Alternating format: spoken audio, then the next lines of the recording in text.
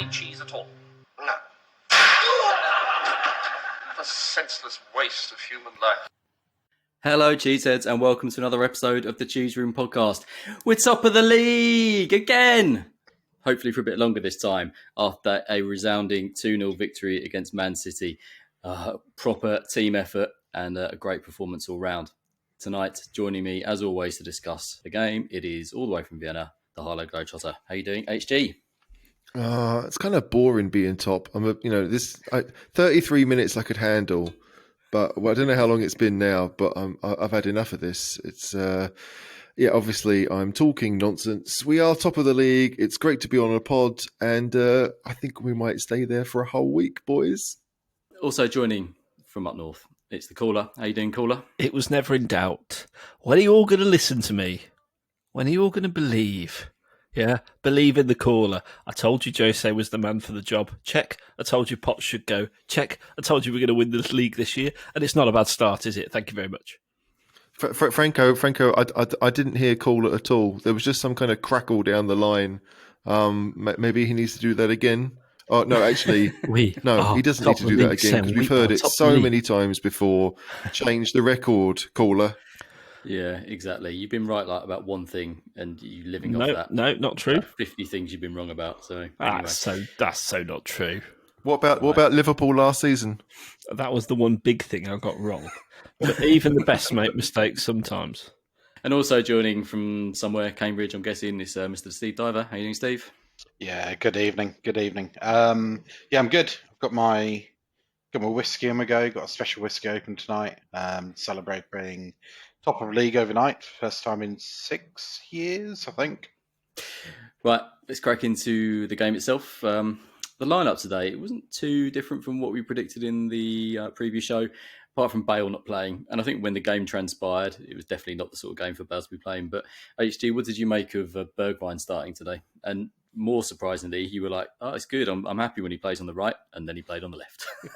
Yeah, I mean, I just assumed that Son would stay where he'd been for the whole season, which was down the left-hand side. And I do think that Bergwijn is a decent option down the right. But as we all know, it turned out that it was the other way round. And 5 minutes later, Son used that position to cut in and do Cancelo for pace and score the opening goal. So, yeah, look, Bergwijn, if you are going to switch sides with Son, then Bergwijn becomes the logical option, I think, because to me, Lucas never really convinces down the left, and Bale hasn't played there for 10 years. So, I think we were all a little bit surprised, but I don't think we knew that Son would be switching sides.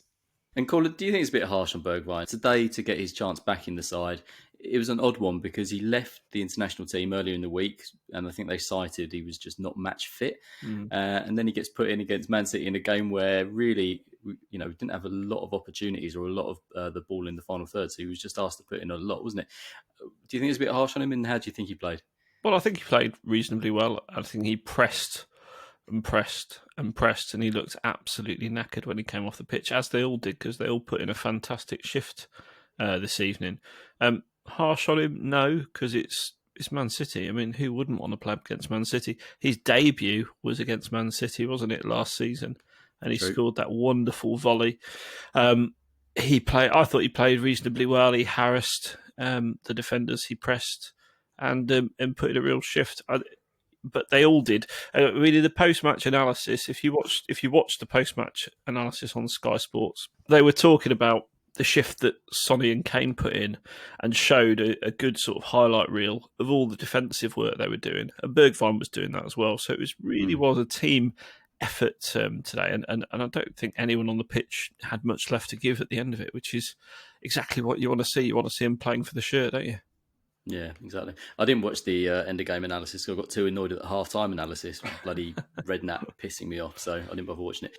In fairness, just to say, Redknapp was quite complimentary at the end. Well, you can't not be, can you? No. That's the thing. You can't beat Man City 2-0 and not compliment them.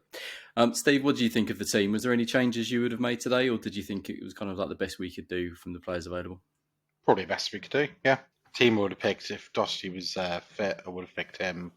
Although Aurier played very well, I thought, apart from that one typical Aurier challenge late in the second half when he gave a free kick close to a penalty box on the line. Yeah, it was solid team, I thought. We obviously got the goal very early on, HG. And do you think that changed the way that the game played out, or do you think we would have always been sort of camped on the edge of our own box? If it changed anything, it probably changed the fact that, our attitude towards it, because we'd got the goal that we were clearly aiming for. I don't think that anything really would have changed. But the motivation, having got the goal, having got something to hang on to, you'd imagine that the players would think that half the job is done. So it's, we know what Man City are like. We've seen Spurs do it before against them. Sometimes we've been lucky, sometimes we haven't been. But, a lot of the time, it's worked out well for us because we have players who can take the few chances that they get. I mean, that's just it. If we didn't have decent strikers, it would be awful. But when we do and it works, then fantastic. And Caller, talk us through the goal as well. The ball from Ndombele, I think, was probably the most important part of it, wasn't it? Beautiful bit of skill from Ndombele. How often do you see that man beat two people with a change of direction and then release an inch-perfect pass? He's really coming good for us this season. I'm just so pleased for the guy because he had such a crappy first year. But honestly, great vision to play that pass. Kane dragging the man away, or the two defenders away beautifully. It's like a perfectly choreographed opera, the way they just sort of dance between each other, or ballet, I should say. And, Son did what I've criticised him in the past for not doing, and he's been clinical this year, hasn't he? Was that 8 goals or 9 goals now this season? 9. Clinical, absolutely clinical. One touch, bang. And in fairness, Lo Celso's goal, second half, one touch, bang. And that's what you want to see in those positions.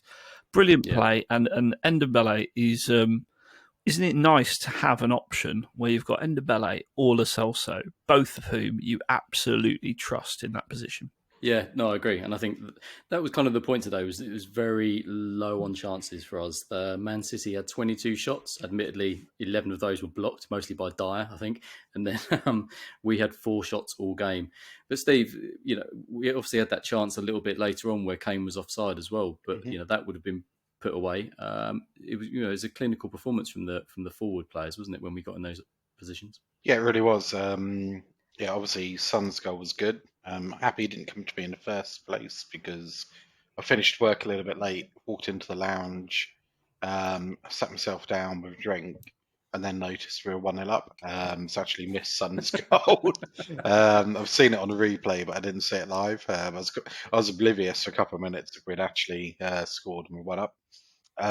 We were very clinical up front, and we were, throughout the game, we were completely the opposite of City, weren't we? I mean, City had 22 shots, 5 on target. As I said, 11 blocked. How many opportunities did they really have? They had a number of headers. I think that, had they been slightly to either side of Lloris, then we'd have been in trouble. There was a couple in the first half that seemed to go straight to Lloris. And they did. It's not as if they troubled us because the balls went straight to Hugo. This is the beauty of it. So I know people will criticise us playing the low block, I should say. But it's a beautiful thing in a game like this. And we know it works. It's worked against City before. If you could write the script for that game, that was exactly how it would go, start to finish. And we denied them chances left, right. The defence was fantastic. I'm sure you'll agree. Dyer, Alderweireld were brilliant. The fullbacks were fairly solid, and yet pacey in the break. And I just felt the longer the game go, I know I was anxious in the first 20 minutes because I hate when we play like that, to be honest. We're Spurs, we attack teams. The longer the game went on, the longer I convinced myself they're not going to score here, City. I don't want to put the kiss of death on it, but it looks like Jose has got that defence marshalled down to a T. It's a beautiful thing to watch because we're not used to Spurs adapting our strategy to opponents. That's what Pochettino never did. He never did that. I think it's a bit too early to say our defence is marshalled. We played well today, but who have we played previously? We've got the best defence in the league. You sure? Statistically, I believe it's the first or second best defence in the league, yeah. I think Chelsea have conceded 9 and we've conceded 9. But when you think about where those 9 goals have come against us with 3 penalties, Certainly 2 or 3 of them, I think, from set pieces. That there's not been too many that have come from open play, and one of those was a flipping own goal from Sanchez. Yeah. So I don't think we look as secure as maybe as we did, a few seasons ago. But we're playing better opposition. What do you mean playing better opposition? So people will hark back, and this is. I know where you'll disagree with me potentially, and Franco too. I know that full well. But this team for me is better than Pochettino's team that pushed Leicester close for the title. In which way? In which way? In which way? The which way is the opposition now is much better than it was that season. The Big Six had a terrible year. It was really only Leicester and us. Yeah, but if you're talking about the wrong season, surely you mean the season after when we got 86 points. If you want to talk about that, same again. The opposition was crap. There was Chelsea and Spurs that season. No one else was close. And what I would say is Pochettino never adapted his game plan for the opposition, and that's why we lost big when it mattered. FA Cup semi-final, Man United. I will disagree in the sense that Arsenal were sitting in the bottom half of the table, Man City are in the bottom half of the table, Man United are in 9th.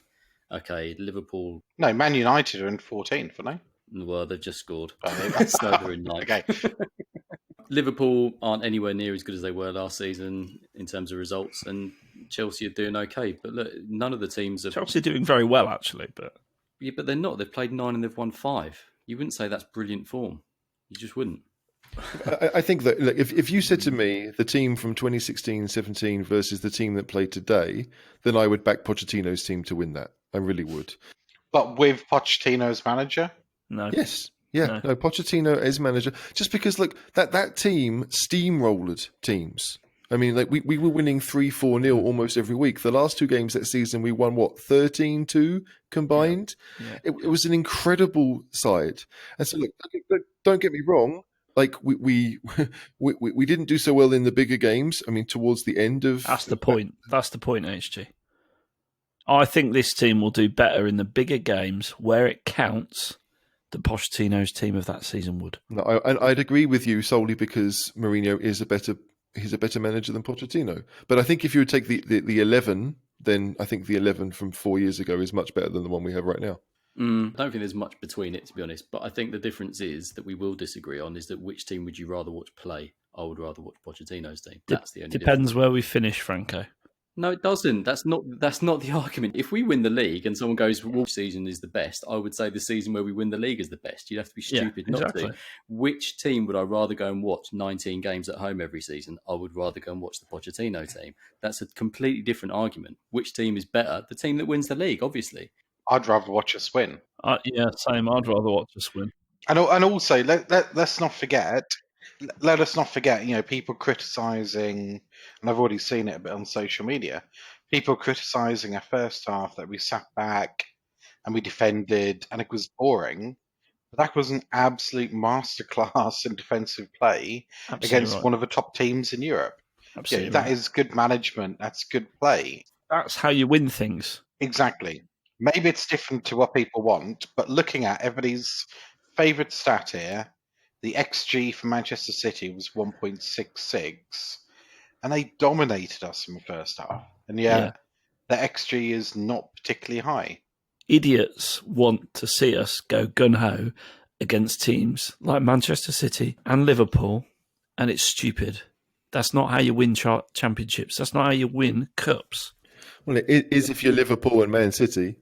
Yeah, again, it's not the argument that's been made. I'm saying, what would you rather watch in terms of football? And the thing is, you go and watch a team like Burnley or some other shit defend against us for 90 minutes and scrap a goal. Nobody says that's a masterclass. Nobody goes, oh, the manager's a tactical genius for doing that. You just go, oh, these teams parking the bus against us, they're so frustrating, they're so rubbish. When we do it, all of a sudden, it's a Jose masterclass. Utter nonsense. You do.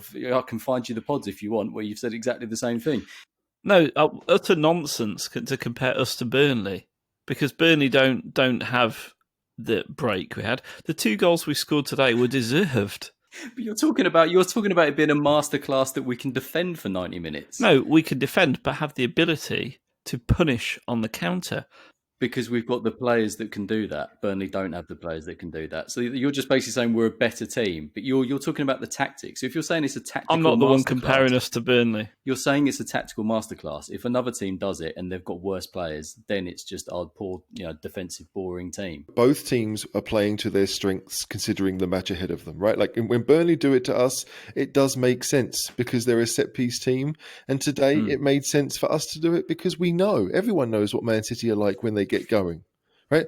I think we've been lucky this season that they haven't really got going in the league. But had we allowed them to try, they had 5 fantastic attacking players on the pitch today, and who would have sliced us open again and again and again had we tried to be a bit more gung ho. So it made sense. Like, I actually think that the best part about today, obviously winning is fantastic, right? But the best part was the fact that when we did break, we actually looked like we knew what we were doing. Right? I mean, that goal that Kane had disallowed would have been goal of the season. Right? You don't score goals like that against teams like Man City.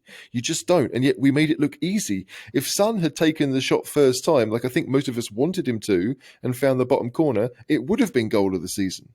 It was almost a bit too Arsenal-like in trying to walk the ball in. But the way we created that chance was top draw. And that's because we've got fantastic players and we've got a manager who knows what he's doing. And I just think that we've watched Spurs for so long. And we've watched us try and huff and puff, and sometimes it's worked and sometimes it's not. And now you get the feeling that whatever we try to do, it will work. I don't know why, but I just think we have that feeling. Because we have a plan. We actually have a plan.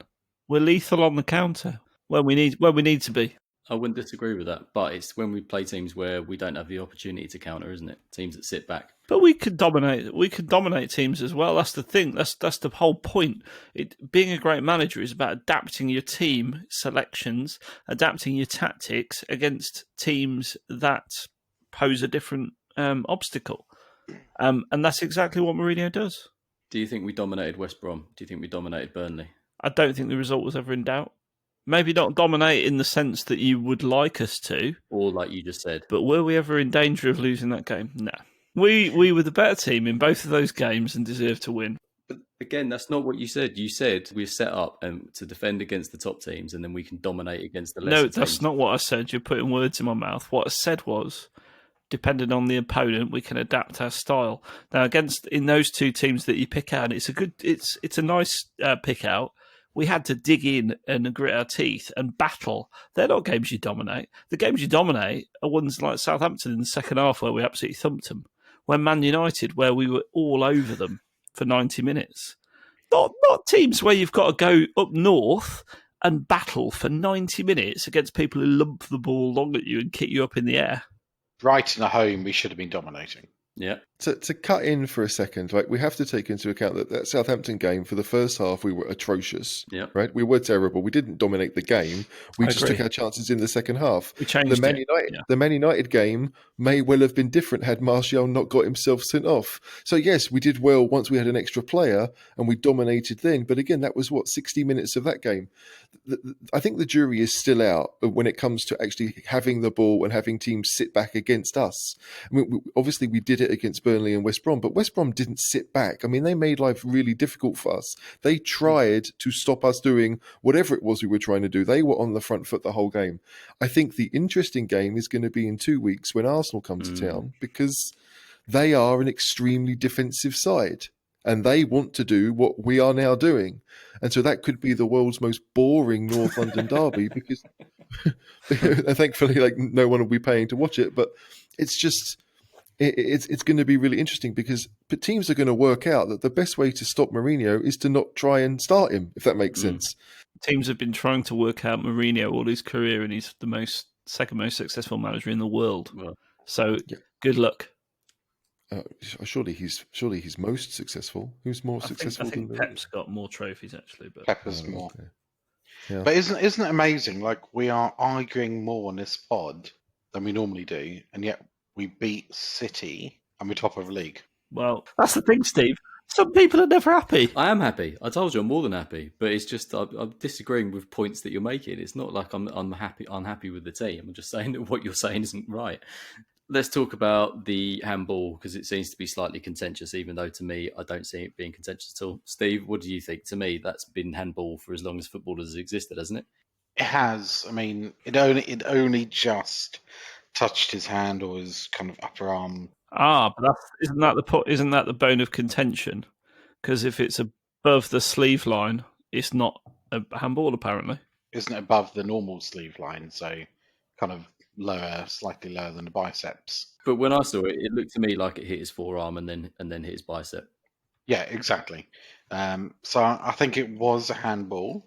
I would be slightly annoyed if we'd had that call made against us, as in if we'd scored a goal and had it chalked off, but probably only because I'm a Tottenham fan and I'd be a bit salty. So We love it, though. We love VAR. But the thing is, like, we know the rule right now. The rule is if it hits his arm, it's handball, and it hit his arm. I think that was quite clear. Yes, maybe it would have been handball, 4 or 5 years ago, whenever the rule wasn't in, but the referee didn't give it as handball. So 4 or 5 years ago, the goal would have stood, and we'd have been in trouble. Yeah, no, that is a fair point. At least VAR made a correct decision today, I guess. HG, were you a bit surprised? Were you a bit surprised at Man City's efforts, in the sense that they seem to just play it around, get frustrated, and then chip balls into the box, and our defenders just seem to lap them up, and Toby and Dyer were just heading them out pretty much the entire game, weren't they? They were. I mean, I've said this before with Man City, that when they were really, really good, they play balls kind of back. They play it to Aguero, and then he plays it back to a midfielder, and then there's a runner from deep. And they didn't do that today. It was very much side to side. Like, we'll dominate position, but we're not going to try and penetrate. We're not going to try and hurt the opponent.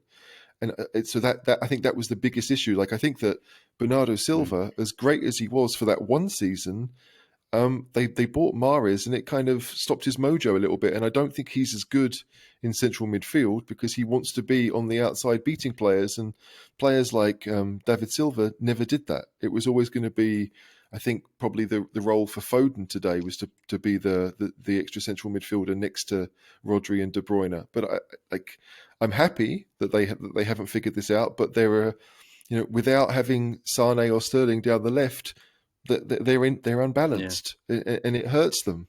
So I'm extremely happy that they sold Sane, because I think he was a really good player. That I don't feel too much about Sterling, but Sterling would have been a better option for them down that side, because he does look to move in the box, and I don't think we saw that from Ferran Torres today. I don't think we really saw it from Mahrez today. They were too wide, and when the crosses came in, as you said, it was meat and drink for us. Cool. Do you think, I thought De Bruyne was a bit off the pace today. Do you think that was one of the main reasons? And also not having Silva in the squad, do you think they miss him? One of the main reasons for what, sorry? Their poor performance, or why they didn't threaten us more? I think what HG said was absolutely spot on, in terms of they didn't have the penetration down the flanks. But De Bruyne, was he off the pace? Maybe a little bit. He sort of said in the after match interview he's a bit tired, international duty, and then playing 90 minutes. A lot of his passes just went straight through. They just couldn't penetrate. It was a weird old thing. He had a poor game. Like, the number of crosses he put over, or set pieces he put in, that were just way off the target, way off the mark, which you never really see from him normally. I think in a game like today, De Bruyne would have been better down the right-hand side, whipping crosses in, because he's the best crosser they have at the club. So to have him kind of, be the main playmaker in the team, and also you need him on the sides. It was a bit of a one-man band today, I think, from Man City.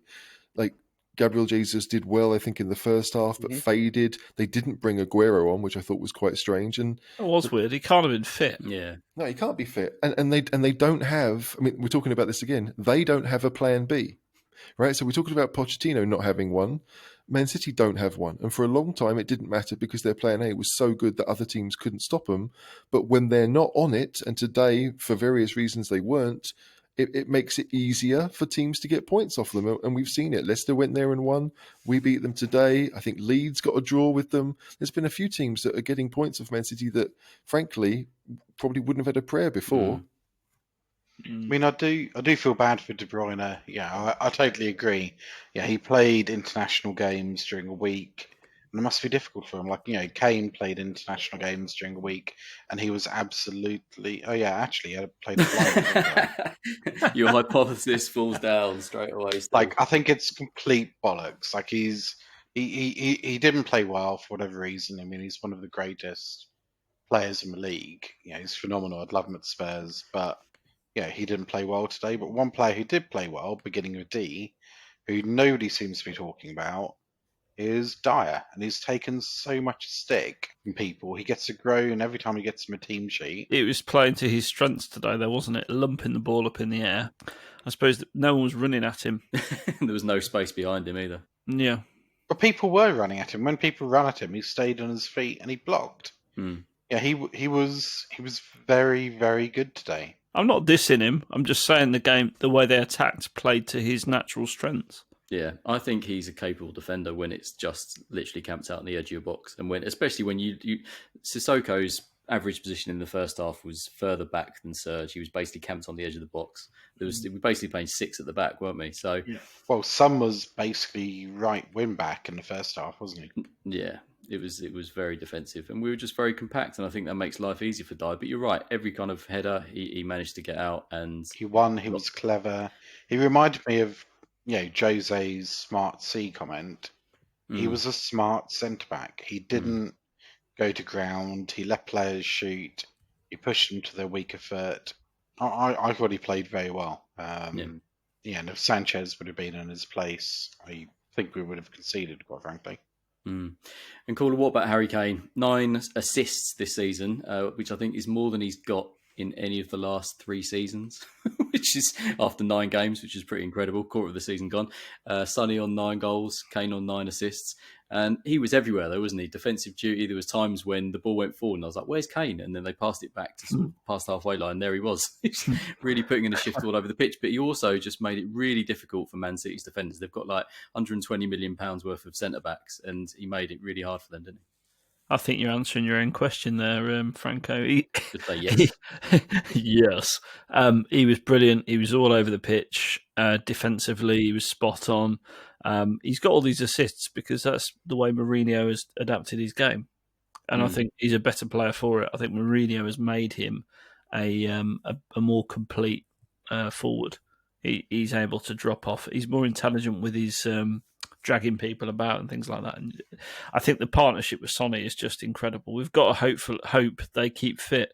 While they keep fit, we've got a chance. We haven't even got Bale up to speed yet. No. Can you imagine how good it's going to be if he let the shackles off, right? If Jose I'm talking about, and played Lo Celso and Dembele in midfield with Højbjerg as an anchor, and then the 3 up front. I mean, Christ, I want to see that team. I want to see us tear a couple of teams apart with that team.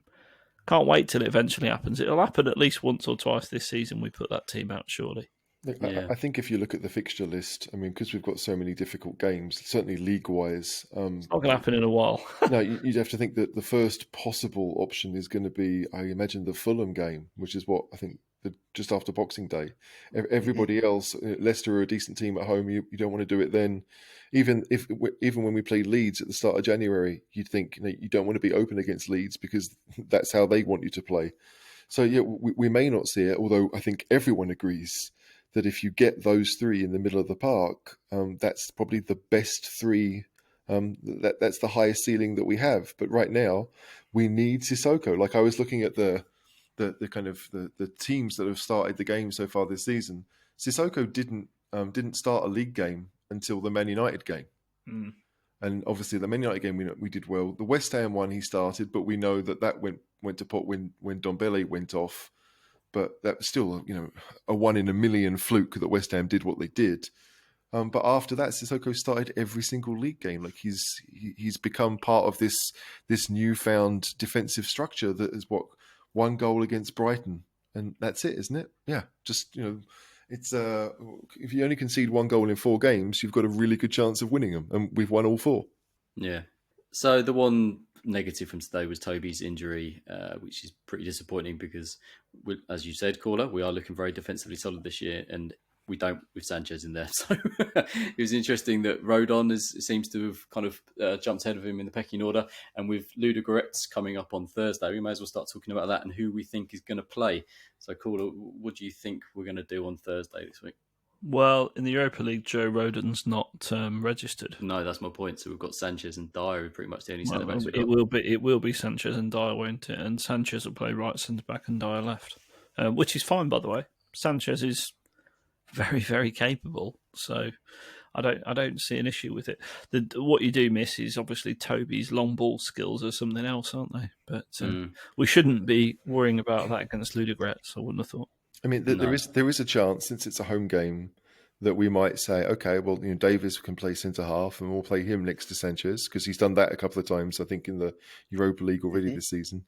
And then maybe the youngster Sirkin will come in at left back. I mean, like, you want to take the game seriously, but you also want to keep Reguilon, kind of under wraps for the Chelsea game. The Chelsea game is the most important one coming up now. So I have a feeling that we might see a few more of the youngsters, certainly defensively. If Doherty's not back in the fold because of COVID, then Aurier is going to have to play.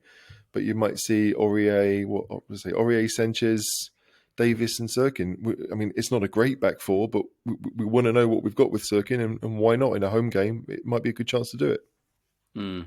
Steve, what else? What other changes do you think we're making midweek? I mean, I think I don't quite know what he's going to do, obviously, but I really do think if we're top playing bottom, we need to spin the changes at home to a very poor team. I mean, they've conceded. I'm just looking at the table now. They've conceded 9, so I think we've got to probably play Vinicius up front, give Kane some rest, because I agree Chelsea's going to be a big game. Don't know how fit Bale still is. Maybe give him a run out. Bale will start, and Lucas will start, I think. Yeah, and maybe Dele. I mean, don't know if Lamilla's back, but I mean, there's a very good chance that he might make 10 changes. I mean, literally only keep, even after getting stung before, though. Well, yes, but again, it's the home game, and I mean, in midfield, if it's Winks, Lo Celso, and Lamella, I don't know, Winks, Lo Celso, and Dele, it should be good enough, you'd think. So, look, I understand that the Antwerp game we got stung, but in the Antwerp game, it was Winks, Lo Celso, and Dele that started that game, and we lost. But I don't know. Like, I think that we have to prioritise the Chelsea game. If we go to Chelsea and win, because it is at Chelsea, if we go there and win, it won't really matter to us. The Razgrad game, obviously, we don't want to lose, but if you've got Lask away and then Antwerp at home, you'd imagine that winning those 2 games would still be enough to get you through. I don't really care if I win the group or finish second, personally. So it's a case of, I don't know. I just think that if we're going to prioritise, and we have to start thinking about that, then which games coming up are the most important?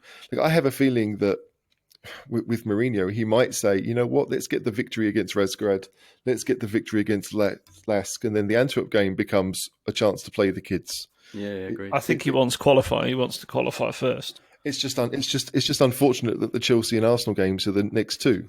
Yeah, but we all watched the Razgrad game, and they weren't the same threat that Antwerp were. They weren't up for it. They weren't closing down. And I agree. I think even this is a team where I think our second string should comfortably get past them. 100%. Yeah, they should. But I think the way Josie sees these games is, let's get the points in the bag, let's qualify, and then you can relax and play the kids if you want to. After he got stung against Antwerp, I think that's probably going to be his view. I think it'd be a very strong side he puts out on Thursday, regardless of the fact we've got Chelsea. Got a big squad. Don't forget, we can make 5 subs in Europa League, so he might just play a strong side for the first half and then get the job done. Subs. He tends to do the opposite, though, doesn't he? If you look at the other Europa League games where we've struggled, he's had a very strong bench, and he's just chucked on half the first team when we've been playing badly. So he tends to do the opposite, doesn't he? So we'll see what happens. But I mean, it's a game we should win, right? No matter which team we put out there, that's a game 100% we should be winning and should be in the bag. We should be one eye on Chelsea. Yeah, agreed. HD, then let's have your prediction. We will win. Is that enough of a prediction? That'll do. Yeah, that'll do. Look, we'll win. Razgrad, they weren't any great shakes, really. Despite all their Bulgarian Brazilians that they somehow seem to have found. We're at home. We don't have to worry about travel. That's nice. So I think that we'll win. Let's say, nice and easy, but 2-0. Caller? 4-0. Oh, confident. Yeah. Mr. Diver? He took 4-0. I was going to say 4-0, and I hate agreeing with him. So No, you don't. You love it. It's weird. Everyone that gets the no caller just hates agreeing with them, isn't it? I know. I just think I rub people up the wrong way. I don't think it's that you actually see the world different from me. You just feel that if I've said that, there's no way you can possibly agree. Yeah, but there's a you reason, are- because you're usually wrong. That's why we don't want to agree with No, you. I'm not. I'm usually right, and you know it. you are the Trump of a cheese room. I genuinely think 4-0. And I think we're going to score the goals quite early on, so it's going to be 3-0 at half time. But I do think we're going to lose 2-1 away to Chelsea. Don't do no, that, no, Steve. no, what are you no. doing?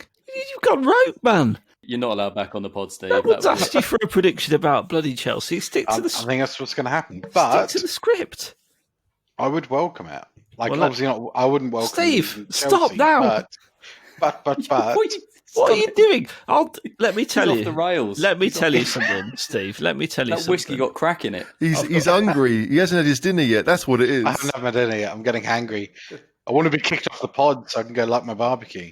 All right, before we go, Cheeseheads, just to remind you about our link up with footballprizes.co.uk. This week they've got a signed Jan Vertonghen shirt, the one with the nice blue panel at the top, as you remember him having some great games in that.